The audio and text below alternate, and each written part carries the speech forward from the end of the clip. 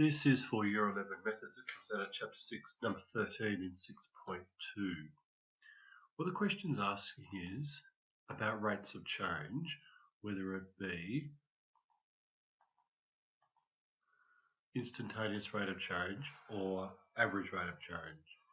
The volume of water in an inverted cone whose radius and height are equal.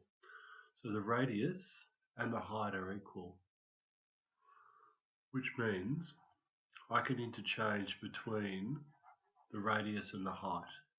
And if I'm going to make radius equal height, then the volume of a cone, which is 1/3 pi r squared h. But if I make h equal to r, it's actually the same as 1/3 pi r cubed, or 1/3 pi h cubed, depending upon which letter I want to use, since r equals h. And that's exactly what I'm told the rule is. What is the rate of change when the depth is equal to 4? When the depth is exactly equal to 4, therefore when h equals 4, that's instantaneous rate of change. So part A is asking about instantaneous rate of change, exactly when the height equals 4, what is the rate of volume? And part B says what is the average rate of change. So this is part B. Okay, for part B, average rate of change, I use the rule y2 minus y1 over x2 minus x1. And for part A, instantaneous rate of change, I need to draw a tangent, or I'm going to use the calculator.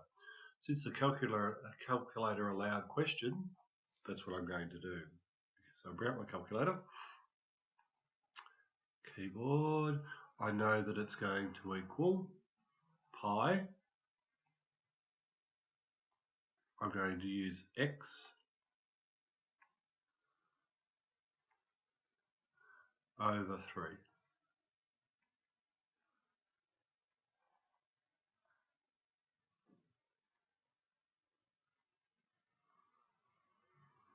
And I'm going to open up a window, and I'm going to change my window from 0, and the maximum 4 is the largest that it's asking me to do, so I might go to 5, and OK, and I drag and drop, and I zoom auto.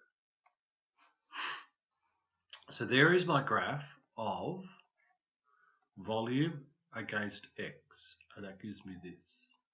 In part A, I'm asked at x equals 4, what is the gradient at x equals 4?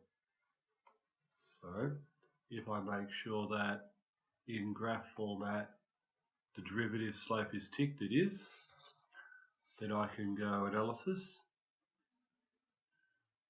trace, at x equals 4, OK, and there is the rate at which the volume is changing. It's 50.265. So for part A, the change in volume with respect to the change in height equals, I've forgotten it, 50.265. That's the answer to part A. Part B says the average rate of change. Okay, so part B says the average rate of change from this point to this point. So I need the y values. 0, 0 will be 0.1, 4 and will be 0.2. So if I go to there, at 4, the y value is 67.0265. So that minus 0